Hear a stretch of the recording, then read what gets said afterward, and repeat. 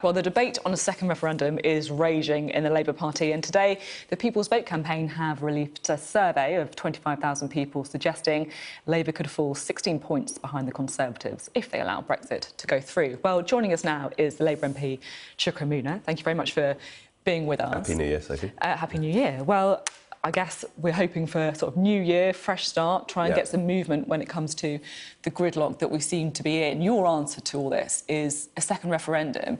How many MPs do you think are now in support of having another vote? Well, I think, first of all, we've actually got to have the meaningful vote on the Prime Minister's so-called deal. I'm not going to be disingenuous and pretend that we have the numbers for a people's vote on the terms of our withdrawal from the European Union right now, but obviously what happens now and how people feel now will be very different after we've had that vote. And let's be absolutely clear. The Prime Minister gave a pledge on the 17th of December at the dispatch box in the House of Commons that we would have that meaningful vote in the week of the 14th of January. Now, if she doesn't hold that vote, she arguably will have misled the House of Commons, and there will be moves on a cross-party basis from the backbenches to ensure that the will of the House is tested on whether or not they wish to support her so-called deal. So that's it. What would happen if the government delays the vote again, which there have been reports saying it might do? That's right. There are various parliamentary tools that we can use to illustrate the will of the House. And frankly, if the government doesn't comply with the terms of the EU Withdrawal Act 2018, which provides for government to do a statement on the 21st of January, and then there's a determination, there's a motion brought forward as to what will happen next, then arguably the government would be in contempt of Parliament.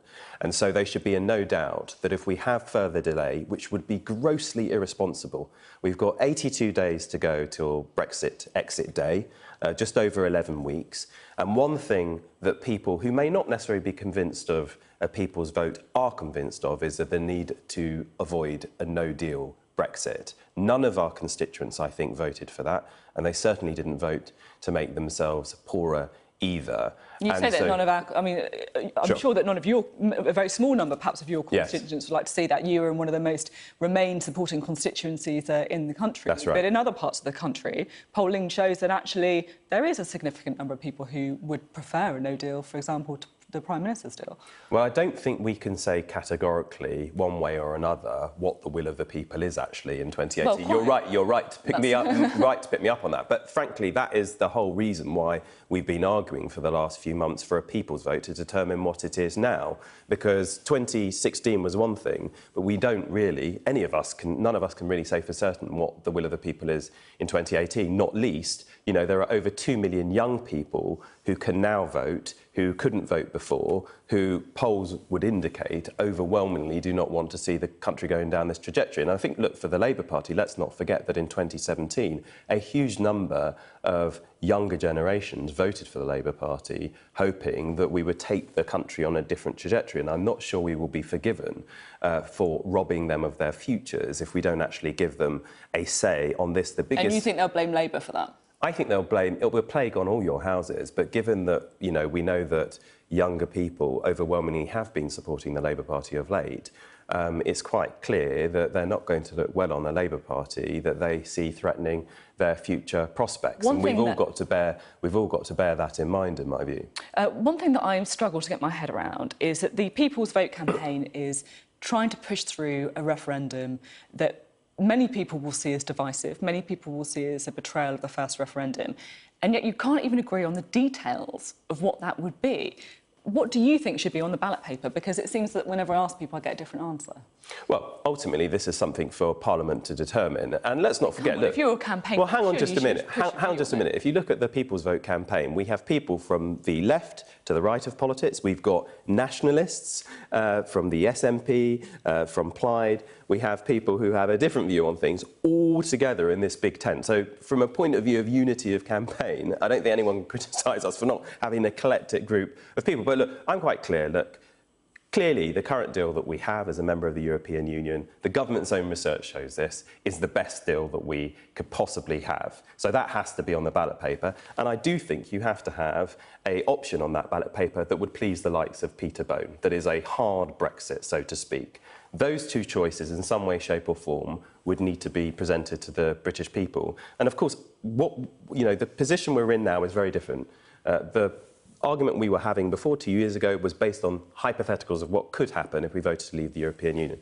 Now we actually know what will happen. We have much more of a concrete picture, and we know that, however you voted, so you think 3 options then? Well, I would say 2 or 3. I'm pretty open-minded about it, but ultimately it's for Parliament and, of course, the Electoral Commission to determine. But by the way, let's just be, let's not presume that the Prime Minister's deal isn't going to pass. Many people have been focusing. But you think it might pass? Who knows? Because we don't know what she's going to announce. She's going to be going on another programme in an hour's time. We don't know what she's going to say there. We don't know what she's going to be. We don't know what she's going to be saying in Parliament this week. And I don't think we can be complacent. The problem with this deal is not only the backstop, which people have a concern threatens the territorial integrity of the United Kingdom. It is that for the first time, certainly in our lives, we have a government pursuing a course which it has already told us is going to make our country poorer. That is an extraordinary thing. This deal that she's putting forward to people is going to do immeasurable damage to our economy. I mean, there's a certain irony. In the Mail on Sunday today, she is saying that if MPs don't vote for a deal, it's going to threaten jobs. She's already put out research, her own economic impact assessments, showing that her deal is going to threaten people's jobs and businesses in this country. I want to talk to you about no deal, because it's clearly something that people on your side of the argument are very concerned about. Can Parliament actually stop no deal happening? Because surely it's the default position if you can't agree. Well, it's a very good question. Legally, there are 2 things that would need to happen.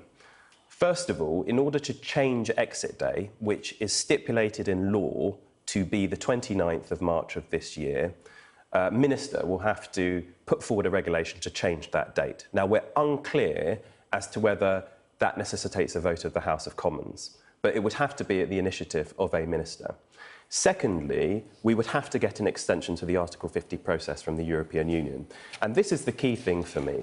I accept that there are some colleagues, both on the Tory and the Labour benches, across the House who have misgivings about having a people's vote. But there is one thing the European Union have been absolutely clear about. If you want an extension to Article 50, we are not going to grant you an extension to give you more time for renegotiation, as has been mooted by some. That is not going to happen, but we will grant you an extension for a democratic vote. So the people's vote, if in the short to the medium term you want to avoid no deal, that is your route to stopping our country crashing out of the European Union in a very disastrous way. Another important point, Sophie, it has been mooted in the papers over the last few days that if the Prime Minister fails to get her plan through the House of Commons, she will simply keep bringing it back again and again to the House of Commons. I've consulted with the clerks of the House of Commons on this. You cannot simply bring the same motion again and again and again. So according to the clerks, she cannot bring it back? You cannot do that. And even if, say, you sought to bring a different motion through changing one word, if it's in substance it's the same thing, under the rules of the House of Commons, you can't just be bringing it again and again and again. And what I would say to the Prime Minister is, listen to the House of Commons. She turns up every time, gives us these statements, tells us her deal is the best deal. Parliament says no, including on her own benches, and she tries to ignore it. You cannot carry on putting your head in the sand when we have the clock basically is still ticking. And she should be in no doubt, certainly in terms of what the backbenchers are saying, where so many of the initiatives on Brexit seem to have been coming over the last few months. We will not stand for a no-deal scenario, and we're not going to allow her to simply delay this vote further. There are different parliamentary tools at our disposal, and we will use them. Just finally, have you heard of CNP? No. According to Westminster Gossips in the Evening Standard, it's Chuka's new party. Is it going to happen? Well, let's say 2 things about. Let me tell you 2 things about that. This concept arises in 2 scenarios. One, when the People's Vote campaign is going full throttle and making a success, and Brexiteer voices, frankly, in the Labour Party and the Conservative Party, peddle this nonsense. And the second thing is when the ugly face of anti-Semitism rears its head in the Labour Party too. And what this is used is a huge deflection exercise from the real issues here. First of all, the Labour Party has to deal with anti-Semitism, as I've said to you before on this show. And secondly, let's stop messing around. Let's focus on the real issue here. So is it going to happen then? I don't think... Well, look, I want us to stop this disaster that's happening. Everything else is deflection. Everything else is distraction. And I don't get to determine these things. As I said, in terms of any new parties or that, it's not for me to determine, as I've said to you on this show before. That's for the leadership of the Labour Party and, frankly, the Conservative Party to determine. Okay. If they want to keep their parties together, that's for them, not for me. OK, thank you very much.